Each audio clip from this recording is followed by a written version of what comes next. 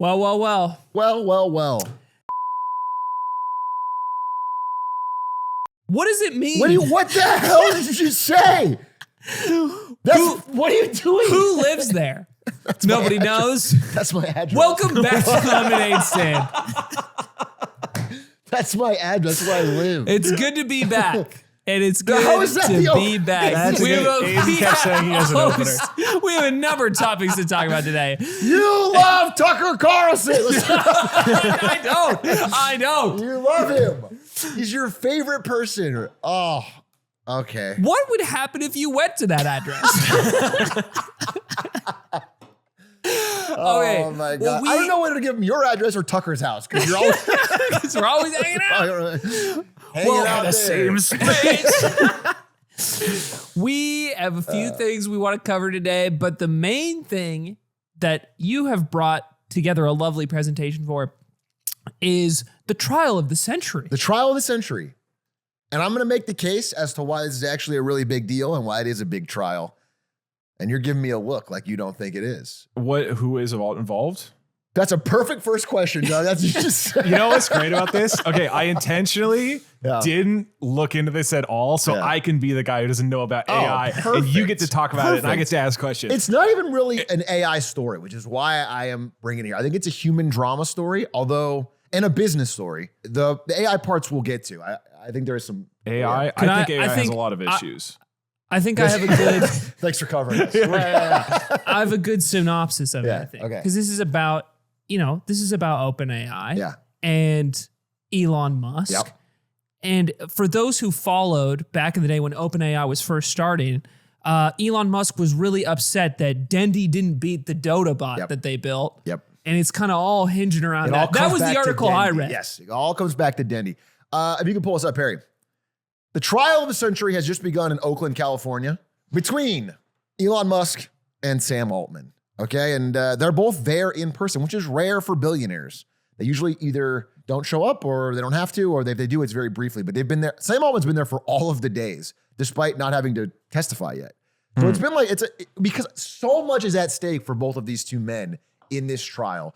And they have both wheeled out an absolute litany of lawyers. Elon Musk bought 2 top-tier law firms, both of which staff with an army of lawyers. And I'll tell you about Sam Altman's lawyer in a second. But say litany of lawyers 10 times fast. I will, if I have to. But there's a bunch of people protesting out front. It's becoming a bit of a media circus. Again, this is a small court in Oakland, and yet because of the size of the trial, there's a crowd of people outside every day waiting to get in. You have to line up at like 5 a.m. to have a chance to have one of the seats there. Wait. Okay, these signs are saying things like reclaim our country, boycott. I'm not sure literacy. I think they hate hate. guys. They dislike both people. Is what I'm getting from this. Speak up, definitely. protest. Okay, so they're not rooting for one side. No, here. I didn't get a lot of sense of both that. sides. One sign for audio listeners. If you go back quickly, it says "Resist the brolarchy." Resist the brolarchy. Musk says AI race may kill us all, but he won't stop. Wow. It then says no nerd Reich. Okay. Anyway, I'm only showing this one guy, but there's a lot of people. I don't know. Yeah. Anyway, there's a guy that had a robot costume chained up to 2 people that said, "I am Sam Altman's AI enslaver, tech fascist." And by the way, just to prove that it is two-sided, the back of his costume, which I don't have the photo of here, but it does exist, is the XAI logo, and it says Grok's AI fascist or whatever. So as far as the crowd is concerned, these guys have teamed up. They're enslaving people? I'm a little lost on the protest. I'm getting the vibe they not like both guys. But that's not really the story. The story of it is the amount of money and control at stake in this incredibly monumentous trial where 9 jurors are going to decide, the fate of the AI industry in America is basically what's at stake. So I want you to take a look at these numbers here. These are the 4 largest lawsuits in American history. Top left is BP oil spill.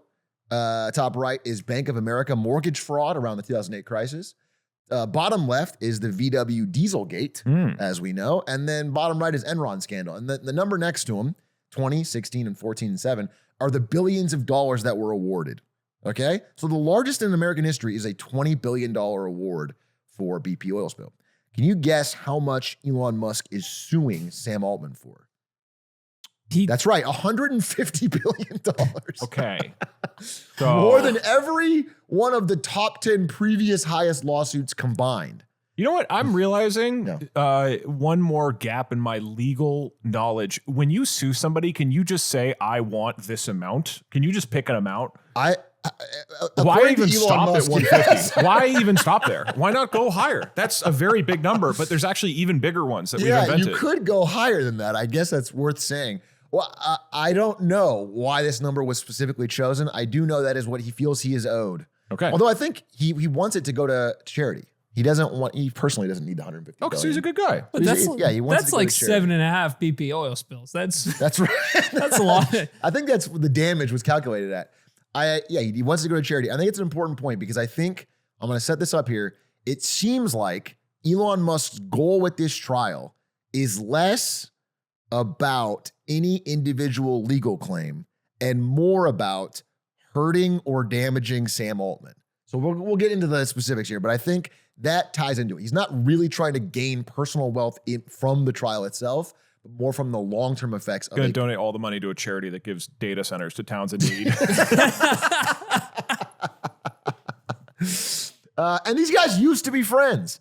So you can find a whole host of interviews and videos from them back in the day where they used to hang out. And now they're truly bitter enemies. I can't overstate how much during this trial they can't even look at each other.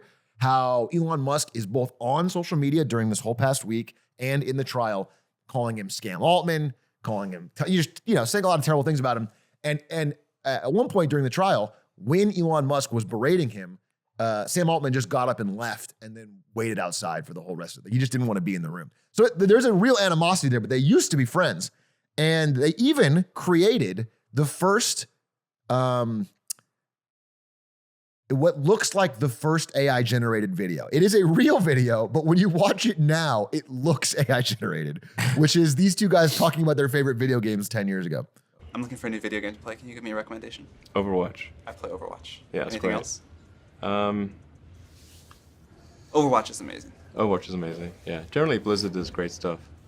Well, there's Hearthstone. I haven't tried that one yet. Yeah. I know people love it. That's what my kids play the most, is Hearthstone. All right. Also from Blizzard. I will check that out tonight. Yeah. All right. Well, thank you very much for the time. I know you got to get going. What? That was a truly genuine, beautiful conversation. What in the fuck did we just watch? Really showing the dated times as well, complimenting everything good coming out of Blizzard. Coming out of Blizzard, yeah, Blizzard's great and Overwatch is great. But so they clearly had some kind of connection there. They shared favorite video games, and now they hate each other. So there's a lot of aspects of this trial I wanted to go into because it is important who wins. It really is going to make a difference. So first of all, the lawyer, as I mentioned, Elon Musk's team, massive team. This is them wheeling in crates of documents. They have two separate major law firms. But Sam Altman kind of one-upped here. He got this guy, William Savitt, who is Elon Musk's former lawyer. It is a lawyer who defended Tesla many times and who knows the ins and outs of how Elon, his buttons to push, how to get him to say certain things on the stand, what are the risks, what is Tesla's, that kind of thing.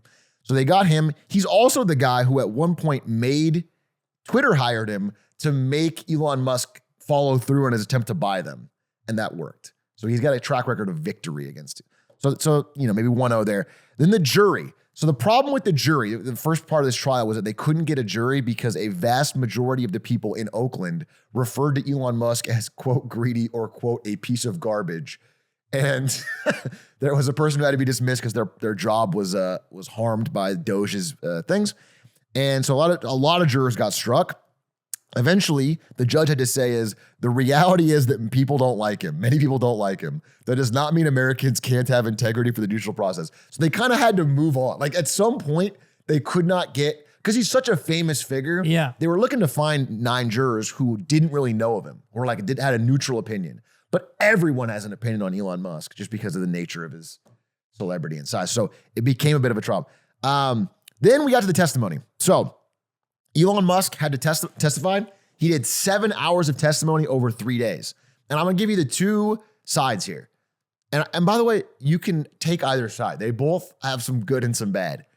Elon Musk's and his team's attack is that OpenAI was started with his help. He put in all the money, all the connections, all the effort. He helped get it off the ground.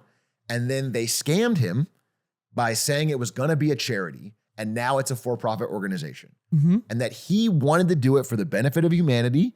And now it is this dirty for-profit thing. And he's mad about it. He basically frames himself as a defender of philanthropy and charitable giving and how this is a charity scam. Now, I'm somebody who believes the most recent thing I heard. Yeah. And Elon sounds like a pretty good guy here. Yeah. So, I'm starting to think that the source I read might be totally wrong on this. So, the issues with that you're probably already seeing, but I do want to say some part of that is true. Just to give Elon credit, if you go into, at least from his testimony and from what I was able to research, he was instrumental in the founding of OpenAI, in that they would not have been able to get Ilyas Skeever to leave Google had he not made the call. They would not have been able to get introduced to Jensen Huang and get GPUs early. He made a lot of the calls. He also put in $38 million of his own money. So there's some aspect of he was really important in the early phases of the company. You'd have to be next level delusional to sue somebody for $150 billion and not have it be based in some rice grain of truth. Yeah. So but obviously there's another side to the story. So there's more to it, but I want to say some of the things. To Elon's credit, for like a decade now, he's been talking about the dangers of AI and AGI, and why he has been consistent on that for a long time. Of like, we need to be thoughtful about this and have regulation. Even before that became kind of a popular. So I'm glad you brought that up, because that was a opinion. big part of this trial. The judge had to shut it down because at some point, Elon Musk kind of pivoted a little bit from like, this is charity fraud to AI is an existential threat to humanity. They even brought in a expert witness who was a Berkeley professor. Go Bears. Yeah. Was he? At least it's the my understanding. I Okay. lied. I did read about this a little bit. But Okay. At least they brought in a Berkeley professor. They brought in the witness, but then the witness was revealed upon cross-examination to have been paid $250,000 for his testimony, where he also said AI is so dangerous and what OpenAI. And so it kind of it detracted a bit from what he's saying. He's getting like $5,000 an hour. You know, like it. Based on that, I think Elon sounds like a bad guy. Okay, we continue. A couple of things came out during Elon's testimony that were funny. This is Elon Musk talking to the CEO of Google at the time, Larry Page.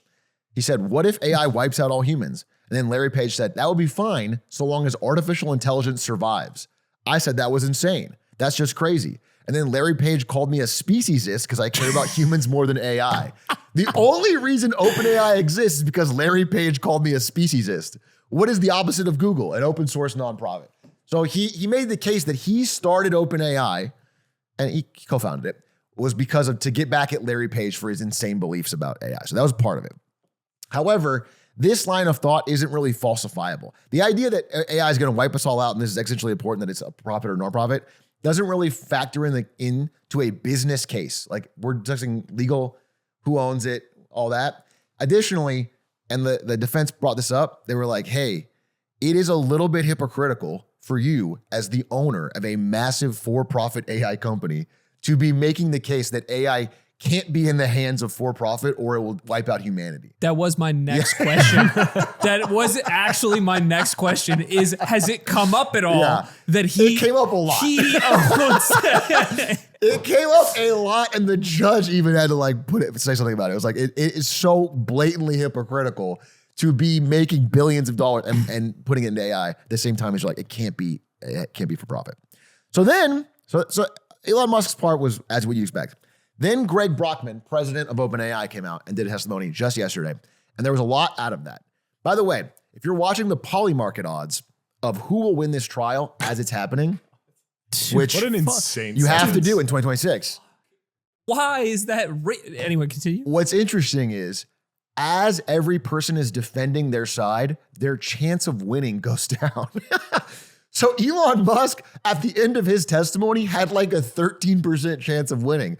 But then once Greg Brockman spoke, it's now back up to like 50-50. So they've both done a pretty bad job under testimony. Okay. So, and Sam Altman is still ready to, we're talking about this as it's happening. Sam Altman will testify soon, but it's not testified yet.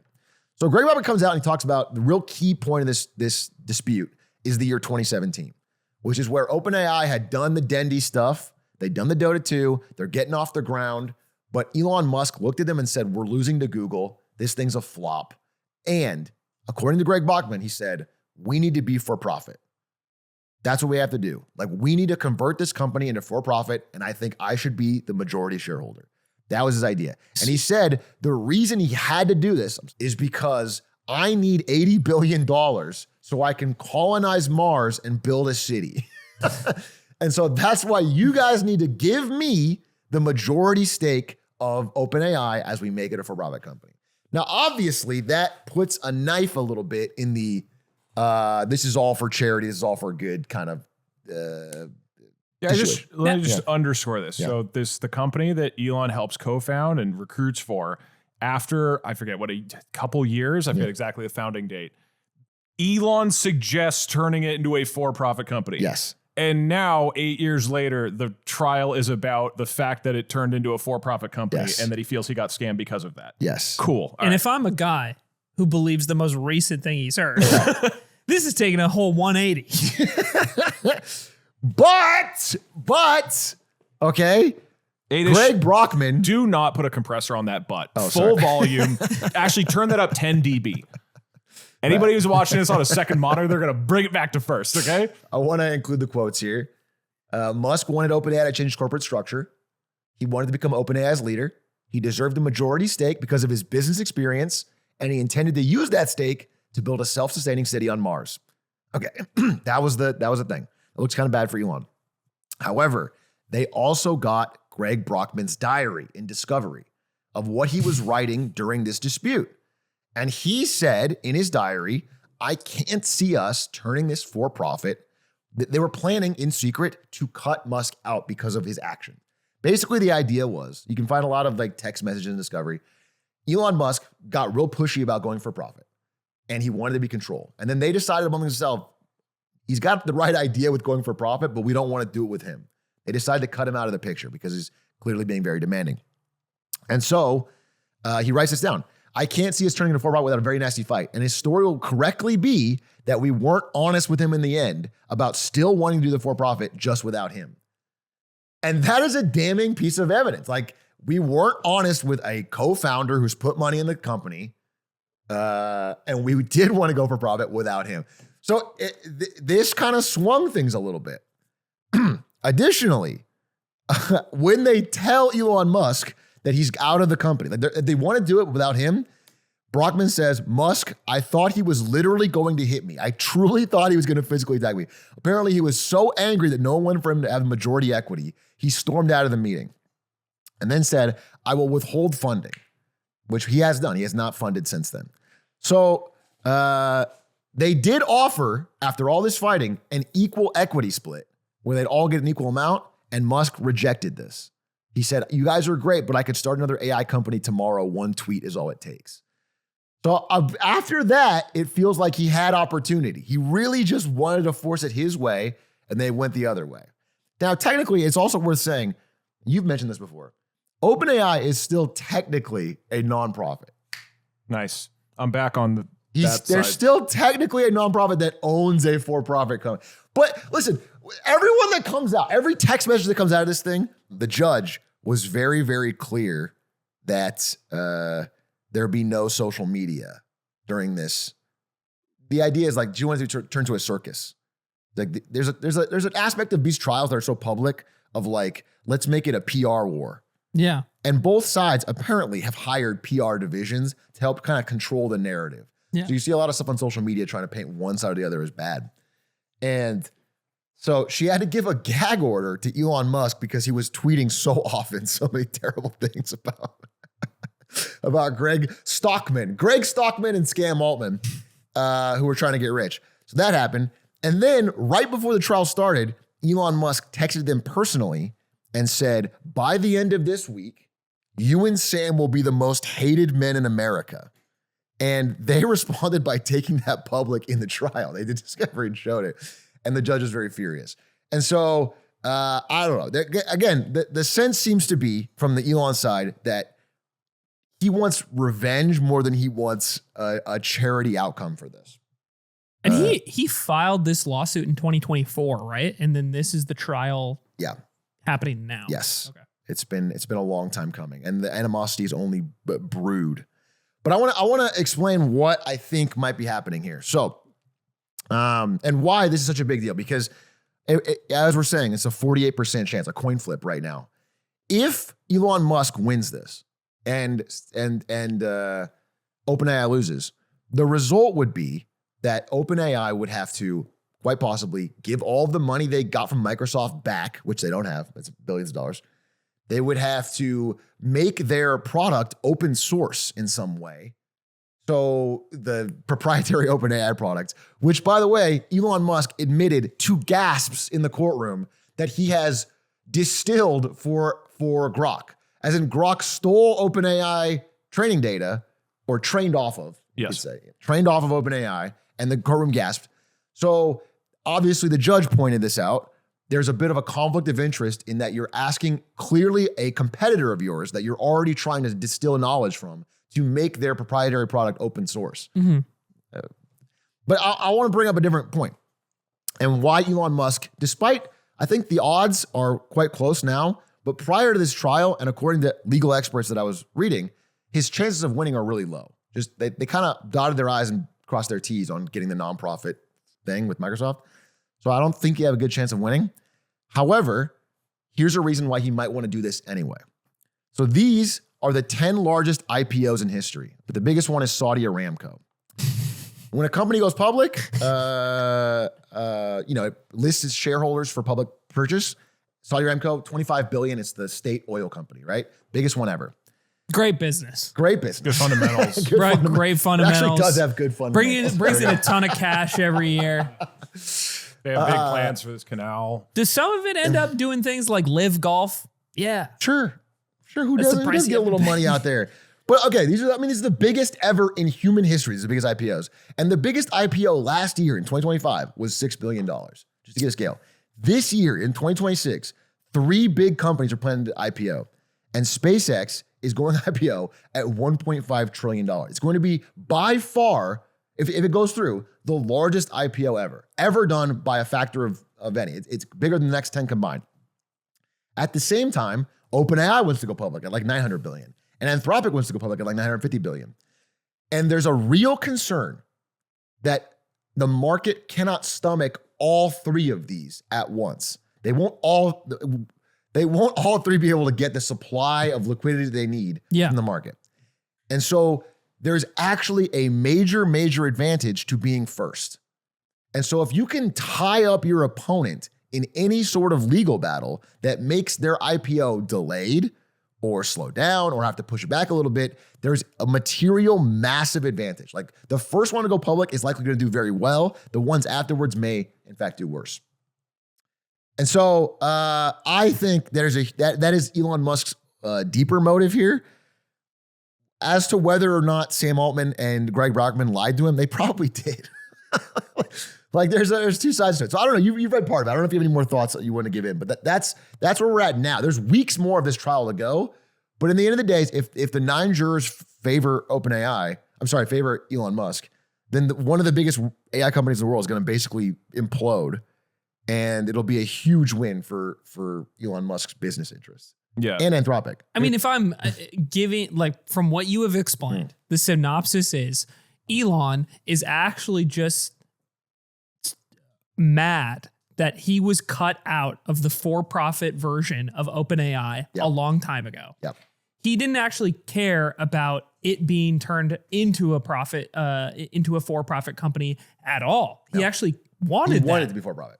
But they push it towards for-profit without including him, and then later made an offer that included him, but he didn't like, and he didn't have enough control in. That's right. And so none of this has to do with charitability at all. He's just angry, wants revenge on these people that cut him out of the deal at the time, and he's trying to leverage the legal system in order to, get something out of the situation or enact his revenge, it seems like. Yeah.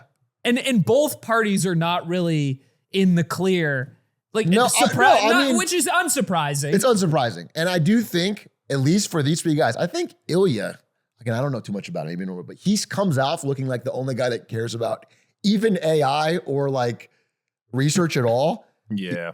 Of these three figures, because internal text messages of Sam Altman and Greg Brockman, especially Greg Brockman, is like him discussing, how do I get to be $1 billion net worth? Like they're like they seem to all care about the money of it, including Elon Musk. All three of them seem to care about control, power, and money, and are finding different ways to kind of screw over each other. So if we were to ground this maybe for, let's say I'm a guy who's protesting outside the courthouse. Yeah. I'm in a robot costume. Yep. I don't like either of these guys. Yep. I've got people chained up on me.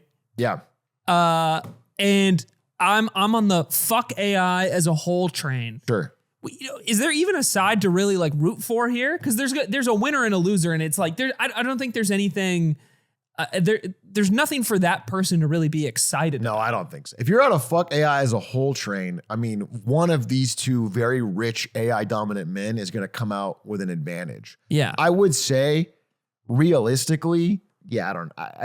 Is there any? I can postulate a couple things. Yeah. So some knock-on consequences that could happen. One, if OpenAI is forced to open source their software, that changes things a lot. So the whole ecosystem of AI right now, everybody's not profitable, but burning mass amounts of money and trying to eke out profit where they can. And if they are forced by jury to release open source models, that is going to hurt their ability to make monetized products even more, and the other competitors in the space even more, right? And so the ability for then Elon to go out and then say, because again, the SpaceX $1.5 trillion metal dick you've put on the screen is in large part predicated on the fact that they bought XAI. So this is both space and AI, right? That they need to say is this massive valuation and it's going to make all this money. So them being forced to open source would be like, really interesting. OpenAI shutting down would be interesting because they're like the dominant leader right now. So then you allow all these other companies to kind of come in. I don't think there's a way. If you just hate AI, like I don't think this is going to stop it, but I think it's going to hurt AI companies. Well, maybe for another party is say I'm at Google or say I'm at Anthropic. There feels like something there for those people where you have a lawsuit that is so big or so critical for these two companies that it potentially gives you an advantage. Like in Anthropic's case, right? You have two parties that potentially want to IPO, but you have the ability to race to that IPO first and get that advantage you discussed. Yeah. Or in Google's case, like a company that is already safely public, has a ton of money. They have two competitors duking it out. I think Google is super happy that two competitors are just dealing with a stupid bullshit legal battle. They're totally safe and they're out of it. Anthropic actually is on OpenAI's side here because Anthropic is also structured as a public benefit corporation. And there's some legal consequence if the jury here favors Elon Musk, then he could easily turn that same Sauron's eye.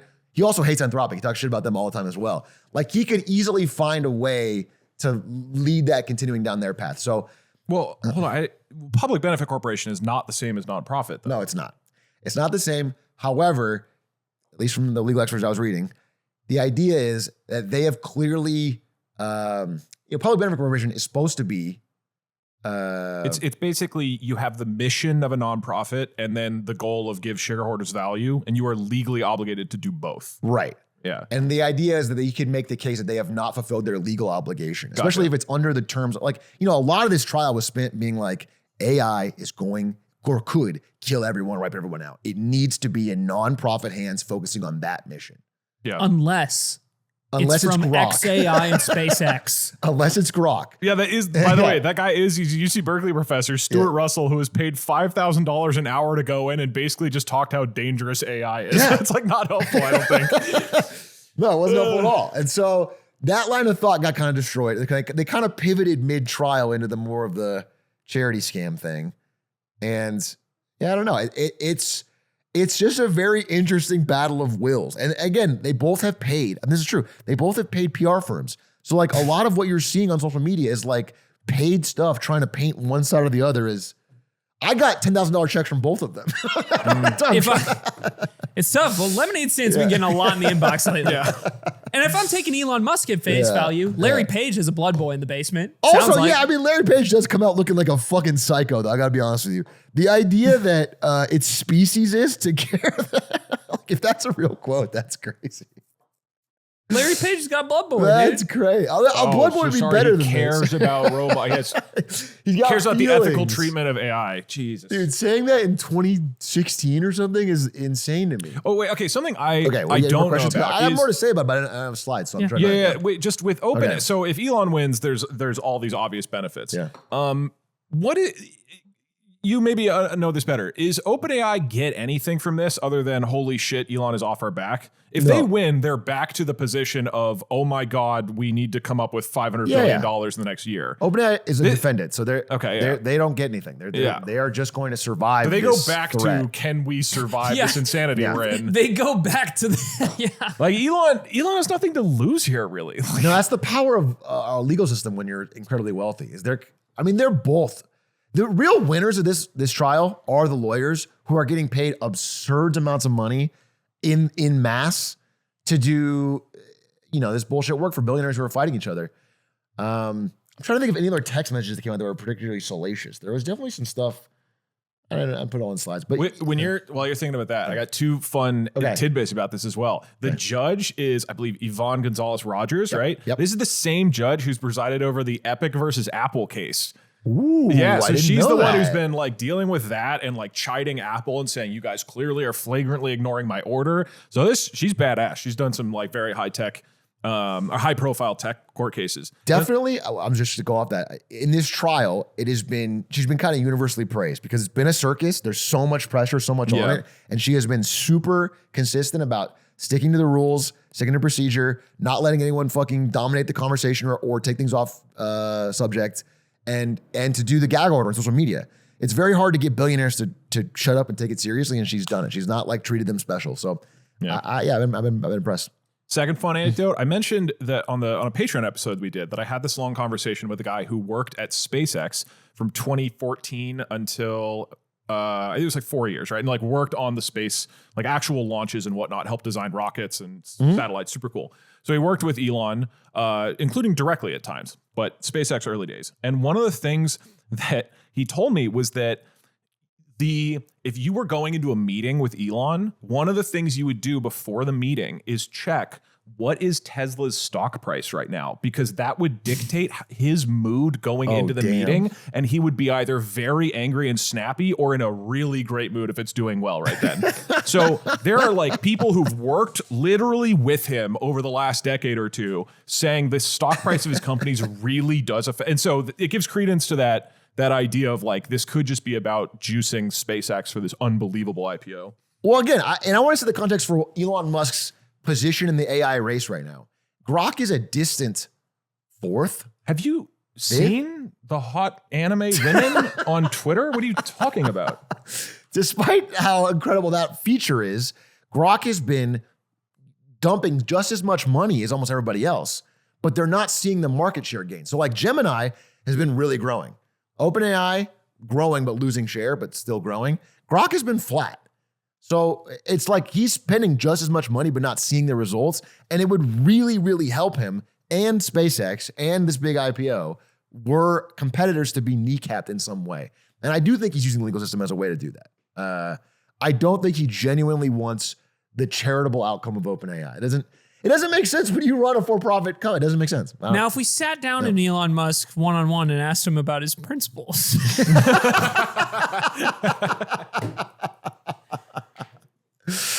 Anyway, I don't know if there's much more to say. I mean, we'll definitely have some minor updates in future episodes because it goes on for weeks. I think Sam Altman's testimony is going to be really interesting. I'm sure more crazy shit's going to come out.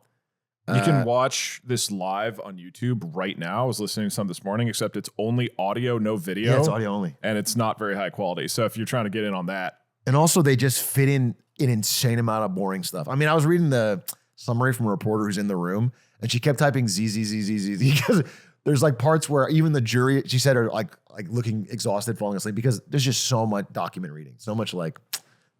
Anyway, big trial. We'll see what happens. Today's episode is sponsored by Anthropic, and Claude is the AI for minds who don't stop at good enough, like this guy right here, who's not in the chair yet. I'm going to reveal something. Normally, we're a little bit goofy in these ads. I'm going to be genuine, and I'm going to reveal something. People have asked me of this. This is pulls up, Perry. This is a legitimate prompt that I use in Claude. I ask it when I read an article. He's on my computer if you're wondering about the text. But this is Claude from Anthropic. Don't call me Fat Tree. This is Claude, and I ask it to analyze an article that I've read, and I want it to quiz me. And I think the best way to learn something is friction. And I do think that tools like this are actually the best learning tools that exist right now. I know they're used for other things, but you can use them really, really well to learn. And I legitimately use this all the time. And so I wanted to share this in this promotion. What's the brief overview of what this is doing? The brief overview is that it's quizzing you on what you're doing, and it goes step by step and slowly and figures out what you don't understand. So you answer honestly, and then it'll be like, okay, you got that half right, but you missed this part. And it'll kind of push you a little bit. And then in second question, you'll deepen your understanding. So just by doing this, I feel like my recall on something I read is way higher. And I found it to be really useful. I found it to be like, this didn't exist before, and it does now. And I want to be legitimately happy with it. So it's easy endorse. Yo, chat, for problems we're solving, get started with Claude today at claude.ai/lemonade. That is claude.ai/lemonade, and check out Claude Pro, which includes access to all of the features mentioned in today's episode. Claude.ai/lemonade. But you guys have other something we want to talk about. Aiden, what's going on in your neck of the woods? Well, we've talked about a little thing called Brightline a lot on this show. We've talked about trains a lot in general. We're a train-based organization, to be honest. And for those who don't know, Brightline is the high-speed rail in Florida that opened up in 2018. And they have they basically now connect Miami to Orlando and a bit more than that, I think. And we've talked about it pretty highly just as a project on the show, as a representation of getting something built in our country as kind of a success story. It's like, here, it's possible to get something like this done. But recently, over the last few months, there have been a number of articles about the financial state of Brightline and how they may be in a position to declare bankruptcy. We don't get nice things. Bro. That was one of our early optimistic episodes. We're going to have fucking... What? So trains can't have a hero's journey? In the darkest What's hour. going to make the victory satisfying? If it was easy and profitable from the beginning, Aiden? Has there ever been... What was Bilbo on that journey, if not saddled with debt? I think Brightline should sue Sam Altman. I think Lord of the Rings should have no orcs. No, sorry, he just walks in there. Come on. That's a good point, Doug. That's a good point. That is a good point. It'll be more exciting when we get there. So to give some background, the train has been operating, at least in some capacity, since 2018. And it is a massive infrastructure project that requires a lot to be built. And naturally, that sort of company is not making money out of the gate, right? Yeah. I think everybody would expect that. Unfortunately, also, the company went through COVID, where nobody is using their trains. They were closed for a long period of time. Yep. And they're also not making money then. But they come out of COVID. 2022 is like the first fully normal year. And they do tank a big loss that year of over $200 million in an operating loss. And going into 2023, we actually see things begin to improve for this company. Their operating loss is declining. They're not making money, but over the same 9-month period at the beginning of 2023, okay, it's getting better. Their operating loss is only $190 million. Nothing wrong with using $190 million. And then if we continue to follow Brightline up until now, they actually have managed to make more and more money as their ticket sales and ridership has climbed. And it continues to get better, month over month and year over year, rather. Which is cool. It is a success story in that specific regard. However, depending on which sources you read, this company is saddled with about $4 to $5.5 billion in debt. For those who maybe remember, we talked about something a long time ago called private activity bonds. And when this company opened up, they funded this massive infrastructure project by selling bonds to the public. This is a way for these types of things to get built, right? And super, super ambitious project. Not a lot of love in the US for rail, right? Difficult to get the amount of investment required.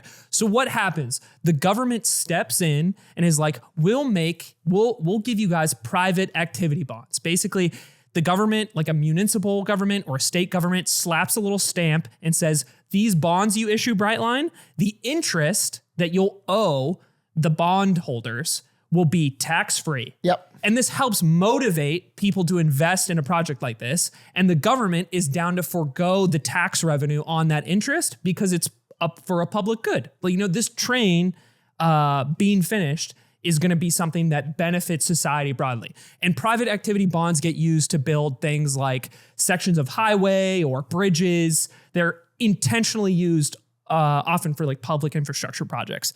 But Brightline took on an extraordinary amount of debt, and then not only took on these billions of dollars in debt, but the interest rates, because this project wasn't super likely to succeed, are also very high. Like we're looking at like 10 to 14% across all of these bonds. And when I said that their operating loss was at 190 million, 150 million the following year, that's just the operating loss of running the train. That's what it costs, like what it costs to actually run the train against ticket sales. If you count their interest payments, they are losing, and the fees they have paid to restructure No, that's not counting interest payments or the fees to restructure the debt payments along the way. They have lost hundreds of millions more dollars per year.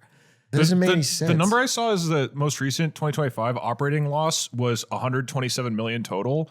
But then on top of that is 117 million in interest. Interest is like doubles their loss every year. That's insane. In 2024, because they had already started struggling to make the bond payments, they had to pay the interest for that year, which was 178 million that year, and then pay money in a debt restructuring deal that was another 150 million on top of that. So their total loss for just 2024 was $549 million. Bro, we're never going to get trains. Our trains are juggling credit cards to pay off fucking...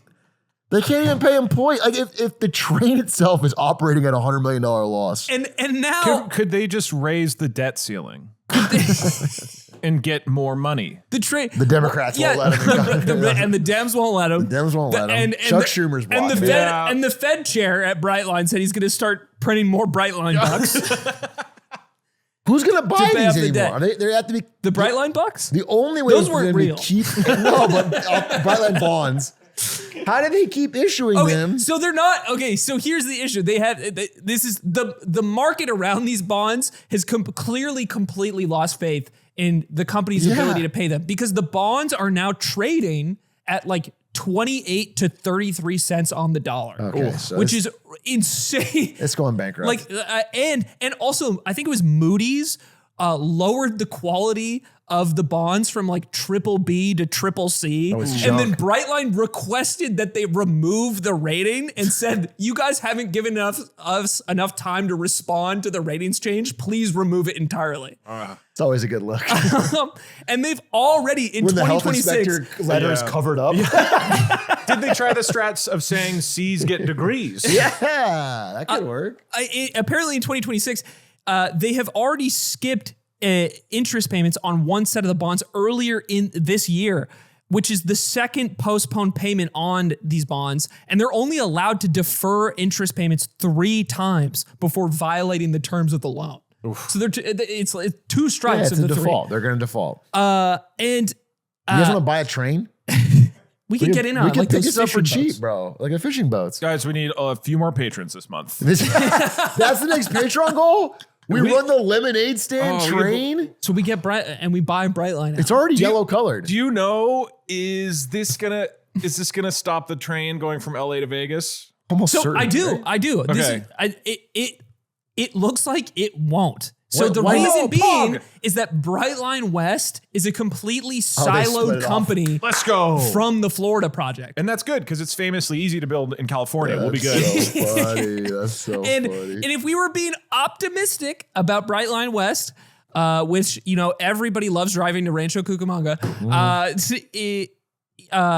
even if this Florida project completely defaults and runs into these big financial issues that they most assuredly are, they have better circumstances in the West. They got outright funding from the Biden administration, like a huge amount of money from that.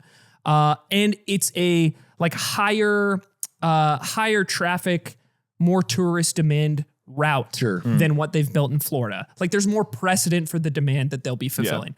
However, the project is also more expensive just in total. So this doesn't look good for that one. I'll say that. But at least it doesn't seem to financially harm the Brightline West project moving forward. Yeah.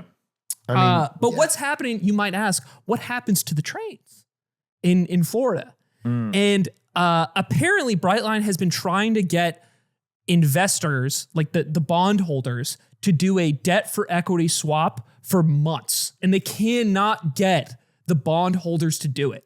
Yeah, nobody wants to do that. Nobody wants to do it. They want you to sell the trains for scrap and pay them back. But if we all agree to not ask for interest for a while, we all agree. We don't own any bonds. But if the people, the equity holders, I mean, to be fair to them, ridership and revenue are going up every year. It's like they're largely doomed because of interest. I've also seen, there's one more thing. I've seen no evidence of this happening in Florida specifically for this case, but private activity bonds do have a precedent of the government kind of has a vested interest in these bonds working out successfully, because if projects fall through that they allow to be funded with these things, right, then they lose respect for the following bonds that they allow in the future, right? So if the government, if this whole project blows up, and then I think like one of the municipal governments is like Tampa, like in Tampa comes, it's like, hey guys, we have this great investment opportunity for you. Here's another private activity bond for you to invest in for this like other infrastructure project. Somebody's going to be like, well, you fucked us on the Brightline thing. That bombed. I didn't get my money back. So in other specific scenarios where these types of bonds have been used, the government has actually stepped in to bail things out because they don't want to lose their credibility in the future. I think about this last time. It's such a fucked part of public activity bonds, though. It's like the implicit guarantee that the government will bail you out is a big part of it. That's why it exists. That's why they're like so. Yeah. But they're trading so low that it seems the market thinks that will not happen, right? Otherwise, they wouldn't be trading at 28 cents on the dollar. I mean, the market doesn't, nobody wants them. Yeah. Yeah.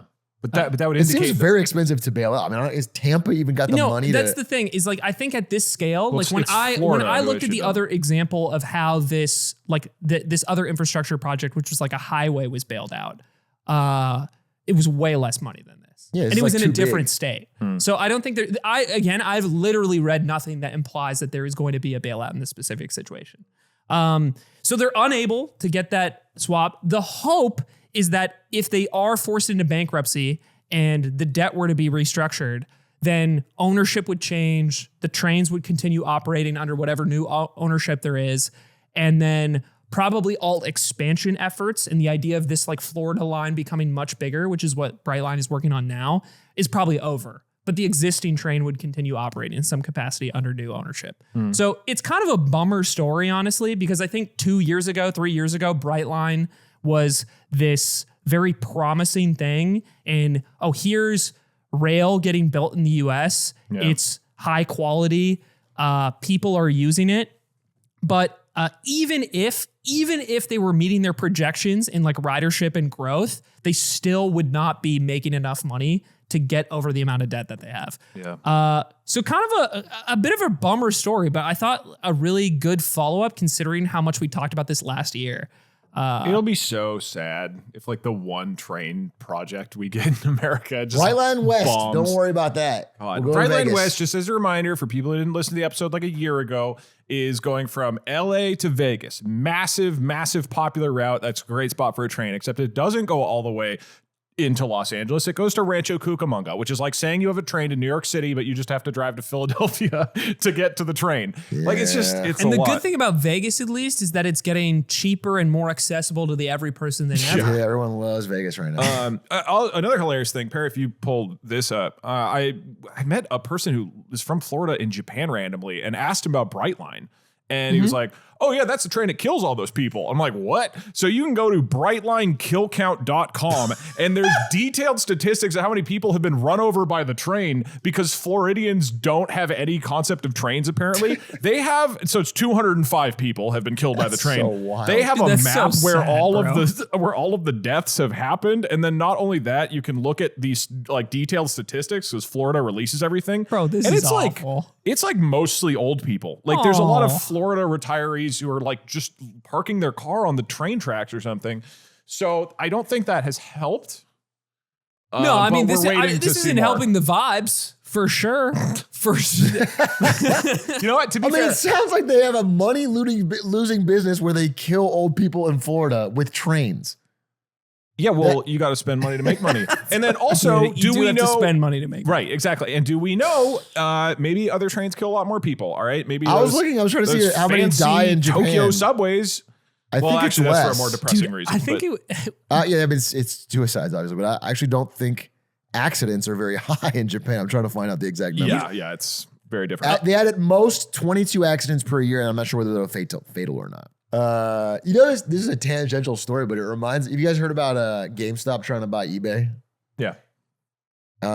It's just funny because GameStop is a company that's worth $11 billion roughly. eBay is a company that's worth like $56 billion, so much bigger. yeah. And so in order to buy them, they're going to have to take on $40 billion of debt, like just an absurd amount of debt.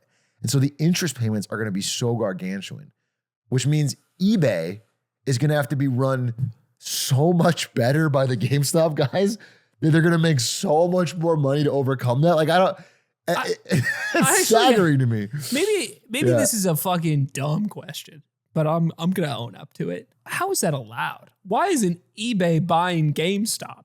Do you know what I mean? Like when I hear about something like that, it's like, why doesn't the other company buy the fish eat the small fish? Did you ever see a ferret hunt a rabbit? No. And that answers your question, Aiden.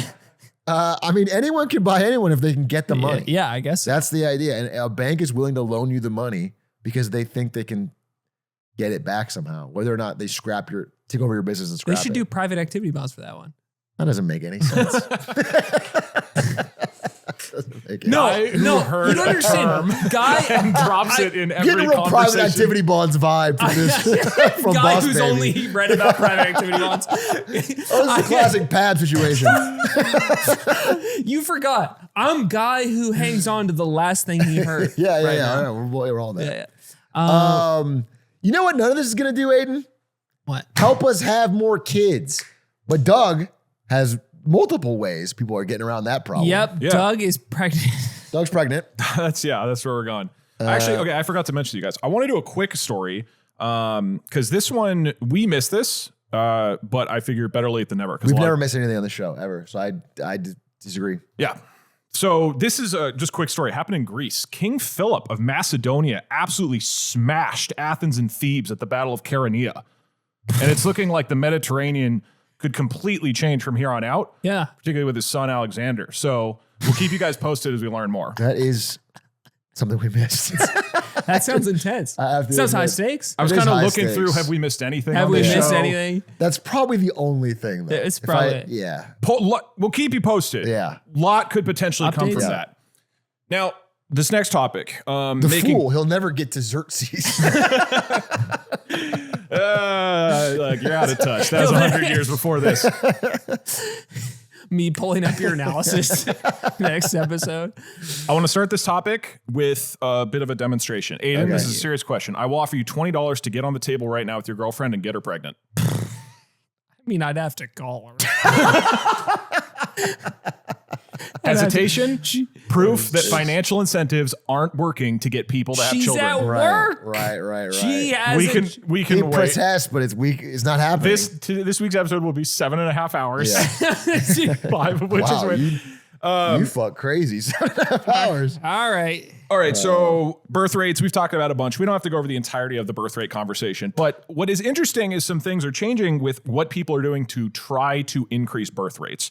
So some notable things, we've already talked about this. A lot of different countries right now are just starting to pay people that when they have kids, right? It's just here, have some money. So this is a government program. Some quick examples. These are all US dollar amounts. In Hong Kong, you get $2,500 for each baby born.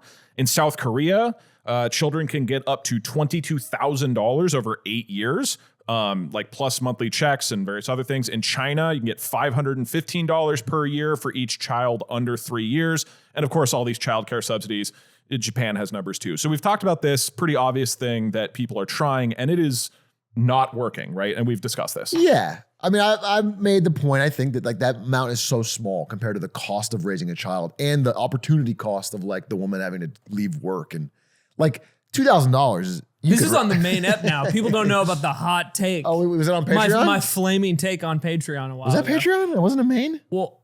I think it was a Patreon episode. I think it was Patreon. But we talked about how depending on the perspective that you look at it, affordability is not at the center of the birth rate crisis, if you want to call it that. And I know there's people typing already. Shut up, dude. You got that from Tucker Carlson, right? But I think you have a good point. Is like similar to you have to start somewhere. It doesn't seem like there is a substantial example of financial help that moves the needle enough so we can see what that could I haven't fix. seen anyone that's really paying the true cost of a kid. Like if someone told me to buy a McLaren right now and I'm like, I can't afford it. And they're like, well, I'll give you $800. It doesn't really change the decision. Like, but what if the number goes up each time you buy an additional McLaren, which is what they're doing? And you can write off like the food and the diapers for the McLaren. Yeah. The gas is free. You just have to come up with the $200,000. You just have to buy the Herbie McLaren. fully loaded McLaren with a giant diaper on the Yeah, bed. I think there's two, from that conversation a while ago, I think there's like two ways I kind of break this down in my head. There's the core affordability aspect that certainly does matter, which is people are under immense financial strain in a lot of places that prevents them from having kids when they would like to, because they simply cannot afford it because of, cost of housing, even cost if they're of not living. under strain, like, doesn't it feel like, but it's like a sacrifice. Like you're going to be financially hurting when you do it. Like if you are a comfortable middle-class income, but everything's getting more expensive, you're not necessarily under strain. You're not like, oh my God, but it's like, damn, this kid is going to reduce my wife's income. This kid's gonna cost us a ton of money. It's the savings I'm gonna have to cut back. Like your lifestyle will change dramatically. Your ability to afford luxuries will change dramatically. And so it's like, I think that's the cost. It's like not necessarily like, oh my God, I'm in poverty, I can't afford a kid. It's like, this is just gonna be financially way more difficult than the alternative. As compared to like the world where having a kid is like if you're a farmer back in the day, it's a financial benefit. It's a straight up benefit. But we've gotten rid of that. And now it's like a big financial negative. You're saying bring that back. Bring back child labor. Child labor. Yes. Make it a net positive. And what I was getting back is we need to open up factories where kids can work. Right. Or at least they can start making Roblox games. Get them to work somehow. Well, they can make the brain rot that you'll steal. Yeah. Wait, so I want to ask if you have any kind of insight into maybe, is there any progress being made in any places where people are rolling out programs to support families? I feel like there loosely is. He's making a face like there maybe. Interesting you should say that. That's the entire conversation. So, so Bloomberg posted an article, Asia's billionaires are bankrolling a push for more babies. And basically they're starting to see that many billionaires are tackling this problem. And on the surface, as I first started to look into this, it's a lot of this billionaire who owns this company is offering these crazy amounts of money for various people, right? For parents. And then as you start to look into it, it's for employees, but they're offering giant lumps of money for their company's employees in an effort to try to get them to have more kids. This seems to be different. Like billionaires around the world being like, I'm going to pour my money directly into this to produce more children. Yeah, that's interesting. So South Korean, couple interesting anecdotes. I'm going to say all of these wrong. I apologize. Chongbyung-gyo's Craft and Inc. offering employees a lump sum of roughly $43,000. And again, this is all dollars for every birth plus additional payments. That's a lot bigger. Right. That's a lot more until the child turns 8.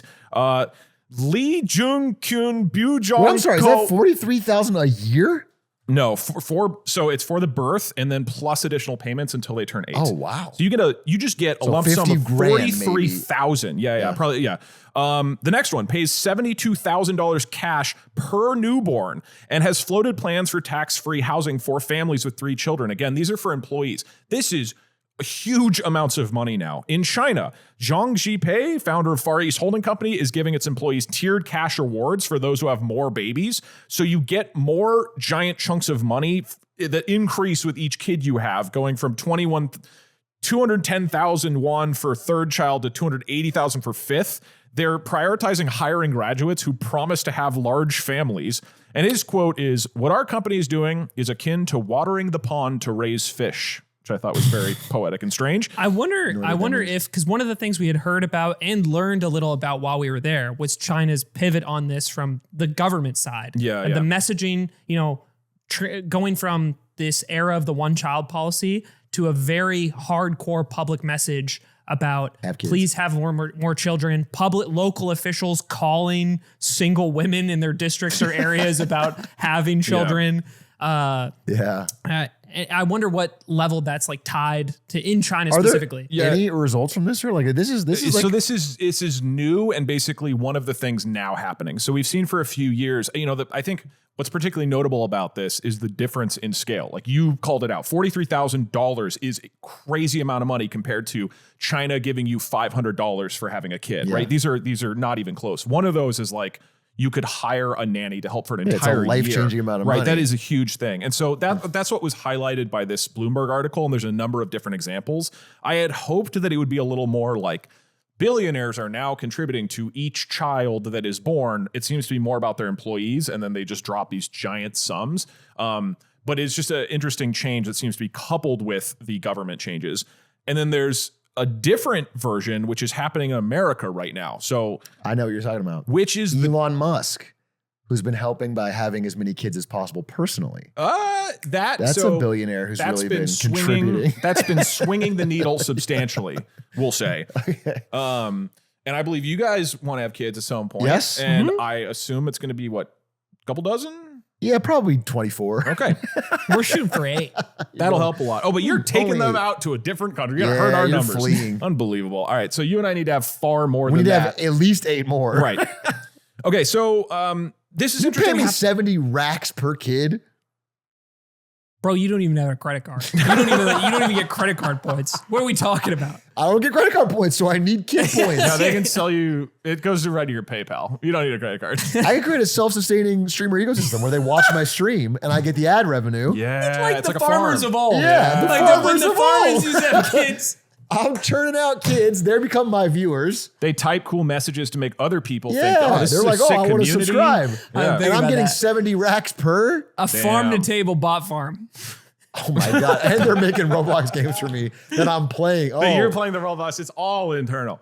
Okay, so Trump accounts. This is a new thing that, I'll be honest, I like. This was passed as part of the big, beautiful bill. We actually talked about it with one of our best friends, Pete Buttigieg. Mm-hmm. And so this is a new initiative. And the idea is that any parent in America can create an account for their kid.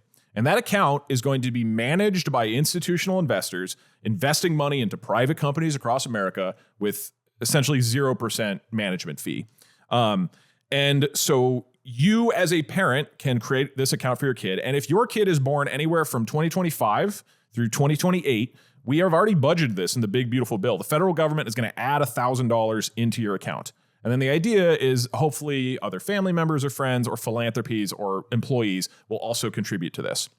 And so they have a website called investamerica.org, and they show, if you pull this up, Perry, they show what would happen is if you have a kid who's born with $1,000, if you assume that there's a 10% return annually based on the S&P 500 over time, it shows how by the age of 5, it's $1,600, by 12, it's $3,500, and by 18, they have a $6,500 just thing there ready to go for them. And it's both, we want to give people money when they become an adult, but also teach people and like have them see this real experience of watching how investment grows compound. And then if you just add a little bit of money every month, like $50 a month, which they have on this, that $1,000 by the time you're 18 is $38,000 if you can find the ability to put $50 in.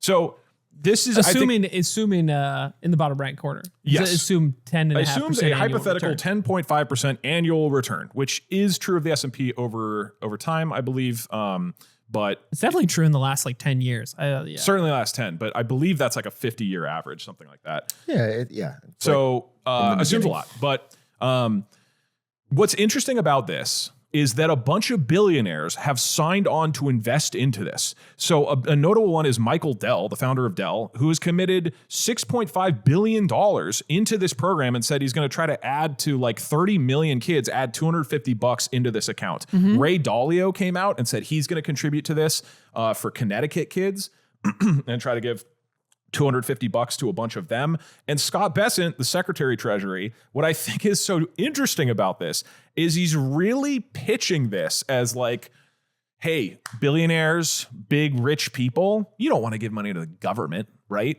That sucks. They're going to waste it. We all know how inefficient they use capital. But what if you gave money, give it to Brightline or give it directly to the kids? This is a quote from Scott Bessent. Trump accounts are not a government program. They are a radically new platform that returns us to a social contract anchored in individual ownership where everyone starts life on an investing journey. There's one that's like every American will be invested in the free market system and its continued success. And so there have been a ton of companies and billionaires who are like getting really excited about this and willing to pour hundreds of millions or billions of dollars into this because it is being pivoted as cut out the, by the way, it is literally a government program, but cut out the government, just give money directly to kids. And now you as a parent, just by all these people throwing stuff in, if you can contribute a little bit every month as well, your kid could turn 18 and have $20,000, $30,000, $40,000. And I think that on paper is like pretty great. Like, you can't withdraw from the fund early, right? Like it's something that like it's basically an IRA and it basically unlocks it when you're 18 and you can pull it out and do whatever you want at that point. Yeah. Or you obviously leave it in savings. I mean, I think it's interesting because I have my layers of cynicism to this, which is, why is this the approach that needs to be successful? Why is this the type of thing that, billionaires are excited about versus like other comparable types of social programs or that would try to implement things that have similar effects to this. But if we were to bring this back to the context of the birth rates conversation specifically, this isn't money that's accessible during the upbringing of your child, which I think is the number one. The number one barrier to a lot of people is like, I need the money now to take care of the child now. This is also a concern in American context. Like sending your kid off to college, go live by themselves, all these things, right? I think still relevant in the most idealistic scenario, but. Yeah, I mean, look, Stan's just had a kid. They have one of these Trump accounts for this kid. He's going to have $1,000 in it, and it's going to be $6,500 at the rate of growth by the time he's 18. But I do think that $6,500 in 2044 bucks is not enough money to make a meaningful difference. It's fine. I think I agree with you on a fundamental level that billionaires giving their money that is going to kids in some way is a good thing. There's no downside really. Right. It's a good thing. But the way it is structured, I'm skeptical about because the primary benefit in the short term, which is when it would benefit Trump the most, is that it helps prop up the stock market. It's just more money going into passive vehicles that go into the S&P 500. It's only going to the S&P 500 and that's where it's, and so, I think that's my cynicism. I think if you were to take a lot of things we do in the banking industry are about keeping that from ever shaking because that is so much underpinning what boomers vote for. S&P 500 being up. What I think I like about this, one, I wish that I had something like this growing up just to literally make me aware of investing and the value of compounding interest because I just didn't fucking know. I mean, I said on this show at one point, like, I just didn't even pay taxes out of college for the first year or two, which sounds incredibly stupid and is, but like nobody ever just sat and was like, this is what you got to do as an adult, you know? True. And I think stuff like that, where it's going to be like an app that you can look at is valuable. And then the second, and the main point I'm trying to make here is that if you take the average billionaire who has become publicly overtly cynical about government spending. And like, that's what Elon says all the time. It's like the government's going to waste all the money. That's why I should have it. I'm more efficient.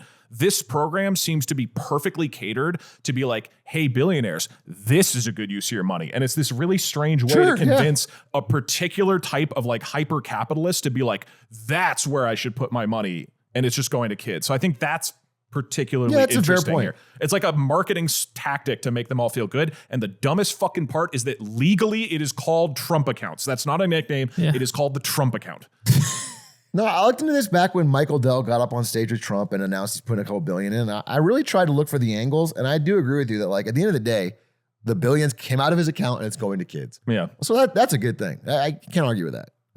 It is like, a small percentage of his money. No, he's got incredibly small percent. He's got $175 billion. He's putting in $6 million. I think I did the math on like what it would be to him versus someone who had $100,000, and it was like $17. I mean, it was like a small donation. I got one final approach for you. You guys know Pavel Durov? No. Perry, pull this up. You said this like 4 times. I don't know Pavel Durov. Pavel Durov is the CEO and founder of Telegram. I do know Pavel Durov. Look at this fucking Giga Chad, man.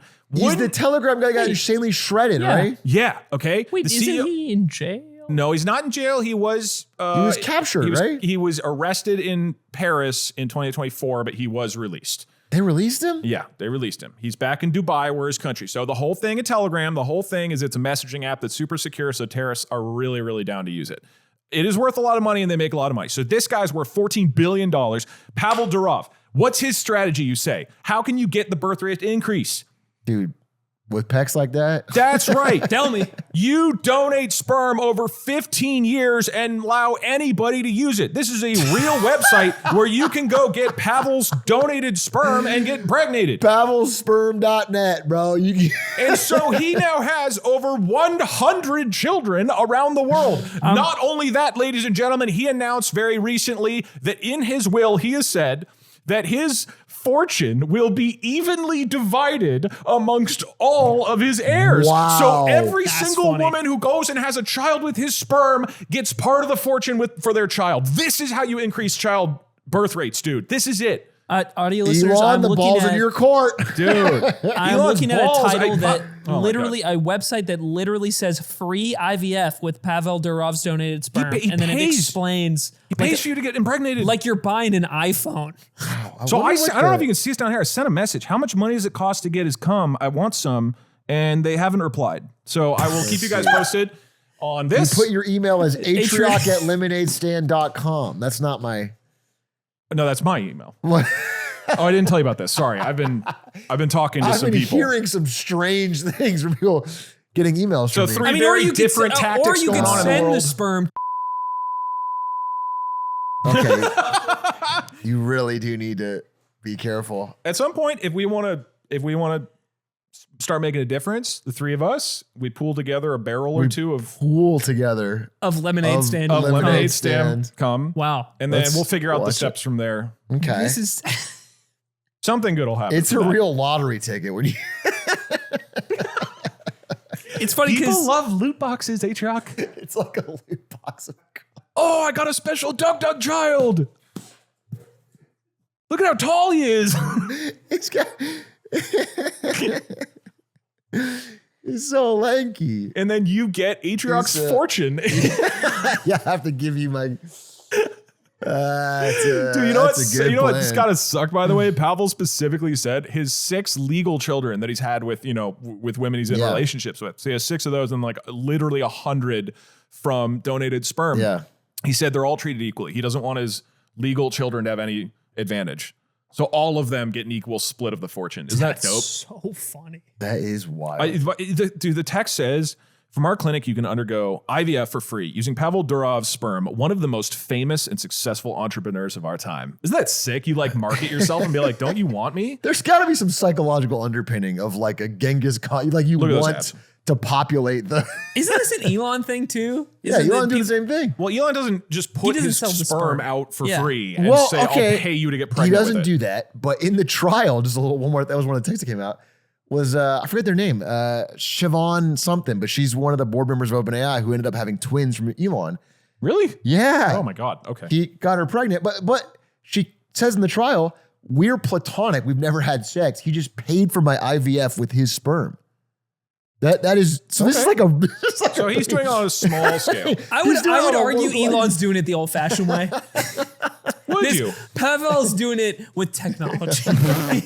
Open source. Open source. Also, how much? Going to the sperm clinic like every day? Dude, the amount you must be. It's for 15 years. I'm just picturing, dude. I'm picturing like data center racks, but with his. This is also a real like. Do you press the red button or the blue button? You know, because if there's too many kids, they don't get that much money. The fortune is too split. Yeah. You have to, because there's diminishing returns for people who keep jumping on the train. Exactly. Yeah. Me and my girlfriend are debating whether we're even going to do it. It's interesting because with his sperm.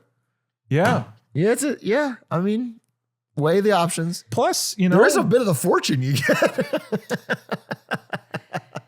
You know, in 20 years, 14 billion is not even worth that much. Yeah. What if you order the cum, dump it out, have a regular kid with your wife, and then later on be like, hey, this is Pavel's kid. I would assume Pavel comes to your home, he picks up the child, he's like rotates it like it's an item in Skyrim. Looks at the back. No, that's not my hairline. I gotta be honest. We're at the end of this segment right now, and I don't think we arrived at anything that works. You know? Oh, well, sorry. The very first thing we talked about. 100 children, by the way. 100 more children than would have been. The very first thing we talked about seems like the most promising, but it seems like they've just gotten introduced at these companies.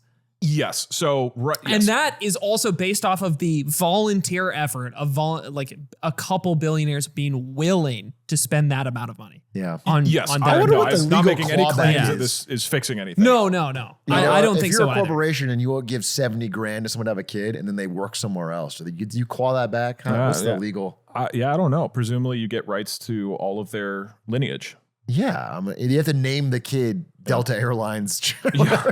I mean, I'm curious I am really curious to see what this does, right? Because you have data about if a government is offering small lump sums of money, and then you're like, okay, what if a billionaire is like, we'll give you $70,000, right? Yeah. So it'll be interesting data in a few years, but we don't know right now. It's essentially, this is like this is how some of the responses that are happening as people realize that there's this like demographic cliff coming. If you want to hear more about this topic, we actually talked about it for a long time on Patreon. Live demonstrations. A couple months ago. Yes, sir. And I think we could probably put that episode in like the description or something like that. But I have a couple other things I wanted to talk to you guys about. What do you got? Hit us. Okay. Ready. I thought. Punch me. This is. With facts and logic. I'm punching you with facts and logic. And make it logical. I want to hear a logical argument for what this is. Okay, whatever it is. I'm curious what you guys have to think about this. I saw an announcement. I actually initially thought this was an April Fool's joke. It was a tweet that Ghana was introducing payment functionality to their national ID cards. So imagine like you have your California driver's license and it has like your little chip in it. Okay. Like you can tap and scan your ID. You thought it was an April like you could with a Fool's debit joke from the Ghana government? So it wasn't from it wasn't from Ghana's good one. It wasn't from Ghana's Twitter account. It's like May 5th. Aiden logs onto Twitter. I can't wait to see what the South Sudanese government did for April Fools. I can't. It took me a while. It took me a while to find something besides this tweet that backed up that the system existed. Yeah, okay. And it was tweeted out on April Fool's Day. Okay. So I'm looking at one source. I'm having a hard time finding anything else about this thing. But then it actually is real. It's something they just like recently introduced. Coincidental timing. It wasn't from the Ghana. I didn't think Ghana's government Twitter account was fucking around. It's just some random thing for Ghana. It was just some random Twitter account. It's April 1st. What's our joke today? You know what? Your ID can be used as a credit card. LOL. We got him. Please continue. You know what? I'm not gonna. You know what I'm gonna do on this show? I'm not gonna research anything anymore. I'm just gonna show up. I'm just gonna show up and say my address twice, huh? That's what you're gonna do. Shut up! Shut up, dude. So, there are other countries in the world that do this. We've talked about Estonia on the show before, for Okay. instance. But I wanted your just basic thoughts on that functionality being introduced, because I think Like as an April Fool's joke? ignore all the negative consequences that there could be around security concerns, right? Or people don't like the idea of consolidating so much information with the government. So, is the bank am I banking with Ghana? Or are they connected? I think there's a partnership with some. Wait, Albert, you giggling? That's my question. That's a real question. No, I just sounded like a commercial you'd watch on TV. It's like, now that I started banking with Ghana, me and my family have been able to start the shop. Security and peace. I just got my Amex Ghana. Oh, you're still with the black? You still have the black? I've got Ghana. I've got the Ghana. I've got the Ghana. I've got the Ghana. It goes crazy. No, I think just I thought it was really interesting because my initial reaction to this was kind of exciting, similar to the idea of like the EU was announcing that like digital wallet or digital currency so that you don't need to use like intermediary credit card companies anymore. Yeah. This seems really convenient, surface level. And I was wondering what your reactions would be if this was introduced in the US. So I guess it's implementation, right? Is it tied to a state bank? I think in this case, in Ghana's case specifically, there's other countries that do this. Ghana's case, they have a partnership with a bank or like a bank equivalent that they have connected to. There's like a company they're partnering and doing this through. I want to set the stage for this conversation, and unironically, Atrioc doesn't have a credit card. Oh my God. And this is insanity. How is that setting the stage for this conversation? It is important. I want to defend myself. I don't have a credit card because I don't like credit. So I have a debit card. Dude, I spend money that I have. It's crazy. I don't want to borrow money. I don't want to go and suck off Jamie Dimon from JP Morgan Chase, which you do every morning, to ask for your money so you can buy a fucking That latte only happens frappuccino. if you don't pay. That only happens if you don't pay. Which means clearly you weren't paying your I have credit a great cards. life. Every morning I get out of bed and I go, oh, Jamie. You suck off Jamie Dimon. And it's fucking awesome. And you watch Tucker Carlson, and then you come in here, you list my address, and And you guys make He fun of knocks me. on my door. He says, "Where's my interest, honey?" Look, here's the reason I bring that up, because I don't give a shit that this wallet has 4 cards in it instead of 1. I don't care. It's no different. I have to carry the wallet anyways. I don't feel like it. I don't know what I don't think this would matter. I do agree with you on that. Like, I don't think this would change in a well-banked society like America. What am I getting out of this other than I'm flashing my ID more often in public? Well, you get one less card, which I think you would like. You don't have to have your debit card anymore. Get out less than zero. I like this because we've somehow card. turned this topic, which doesn't have a lot of meat to it, into making fun of Atrioc. No, dude, it's unbelievable. It's awesome. Wait, I had more to this topic, but you guys made fun of me, and now I saw red. Dude. So many places don't take credit, like debit. They don't take debit. Do you just leave? You just leave the restaurant? No, everywhere takes it. Everywhere takes it. I've had no issues. I've had 0 issues except for my podcast co-host making fun of me. I've had no issues. I have good credit score. I got nothing about it has affected me in any way, except for you guys making fun of me right now on this podcast. You don't need to be upset about the dumb decisions you make. This is you guys are paid by big credit to push people into a life of servitude. Fuck, I had something I wanted to say, and you ruined it. So when we go to the gas station, you flash your debit card at them? I'm gonna fucking. Do you realize how embarrassing that is? I'm gonna flash. You're an adult. Something, dude. What was your next topic, Aiden? Because I literally can't think of what I want to say. Oh, we need to about move this. on? Yes, we need to move on from the Ghanaian credit card ID situation, which turned into basically, I don't have a credit card. At what point is that served? We've covered 4 news stories in the world on this episode of the podcast. And I think one of them is that Ghana, maybe as an April Fool's joke, has their ID cards. And then I don't have a credit card. That's why people watch the show. That's the They big need to 4 stay things that people need to know about this week. Okay, it's just weird because you could be getting so many points.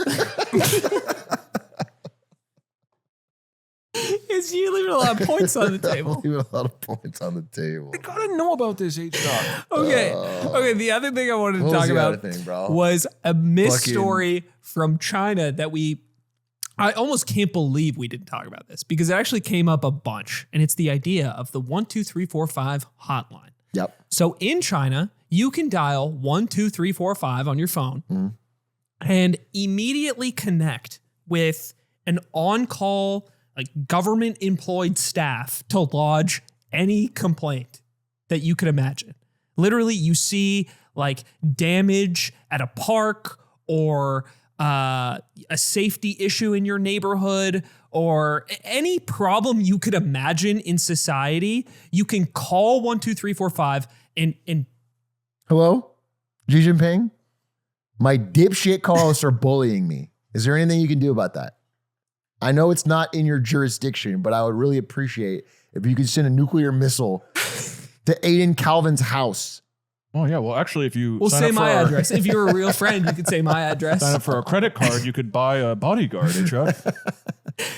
And we got told multiple times it's impressive at the scale at which this operates because they pick up really quickly. People make calls all the time. And oftentimes your requests are dealt with very quickly.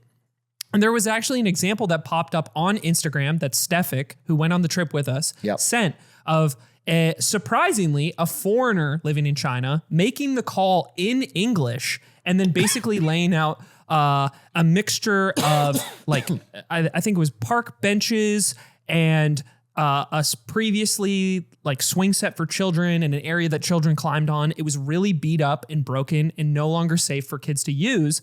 And he made the call. And within a couple days, the area is cleaned up and repaired. And then within 2 weeks, the whole area has been like rebuilt out again with like new markings on the streets for like bike parking. So they aren't parked on the things where the kids could play on.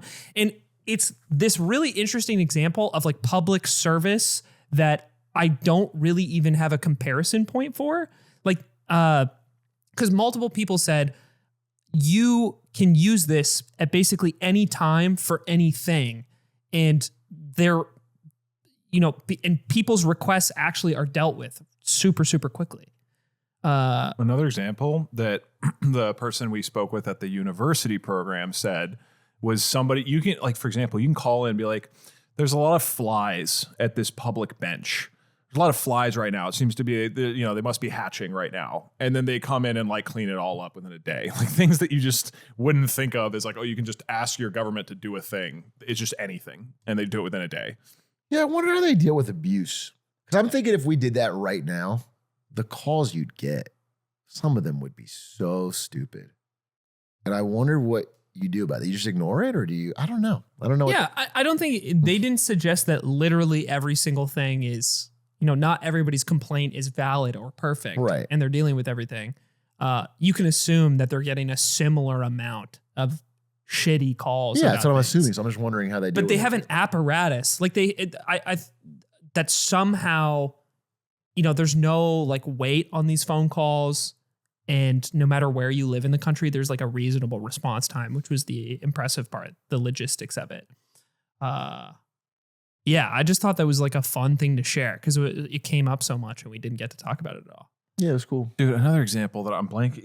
So again, the university director told us that one example was that a parent called 12345 and said, hey, the teacher at the school who teaches my kid is being unfair to my kid.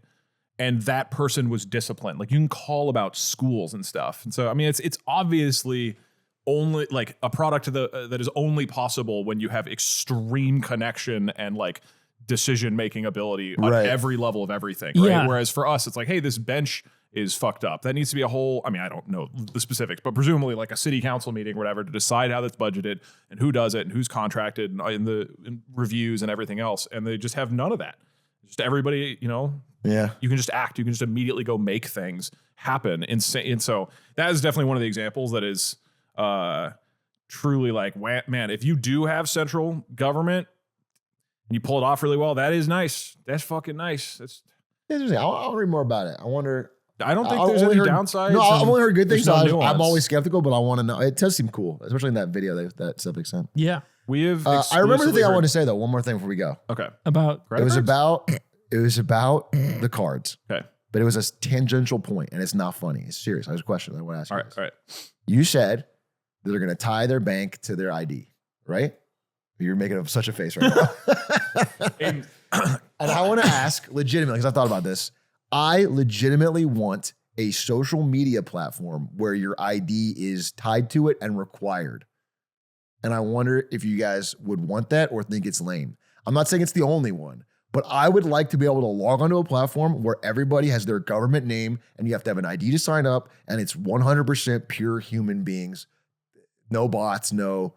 I think that would be sick as hell. And I want it more and more every day. And I just want someone to do it. And I don't care about the fucking privacy of it. I would literally just want humansonly.com. And you can't be anonymous. You can't be fucking Chumbucket 420 and you're like talking about shit. You have to just be yourself. Yeah, I've thought about this a lot. And I think it's one of those things where my opinion is transformed somewhat recently. From what to what? Like, I think it used to be no. And then Tucker Carlson said. And then whatever Tucker says goes. And then I pivoted. No, humansonly.com kind of rips to me because I think one of the things I hate the most about the internet is the lack of social accountability. Not that I think everybody would be like wonderful and nice, because the closest thing I can think of is like early to mid-era Facebook. And there were still terrorists on there. Yeah. And social terrorists. Yeah. Well, real terrorists. Plus your friends with Osama on.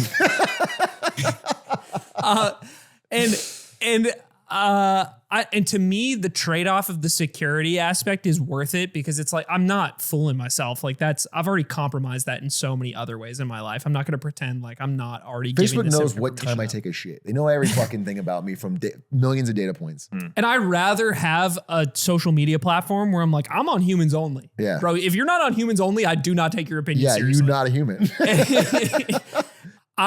This did make me think of something, because obviously, if you think about this in a broad sense, there's way more downsides. It's not just about my individual security as a person. It's about like people of certain, like minorities or opinions on the platform then being attacked or monitored by the government. I think I say this in the context of, if I trusted the institutions around me enough, then I would prefer this type of platform where in-person social accountability exists embedded into the social That's platform. a Swedish thing to say, though. I live in America, and like I'm already posting on fucking Twitter. I don't trust the institution. It's fucking. I don't even like Elon Musk. Okay, like, it can't get worse for me. I don't trust Facebook. I don't trust. It's only to go up. I have no love for my current social platforms at all. I will take humans only, even if they're fucking monitoring me, even if the government's got its greasy paws on it. Yeah, I understand that. I think I also feel that way, but I don't think I'm like the primary party at risk. Oh, sure. Obviously there needs to be platforms where you can be anonymous. Yeah.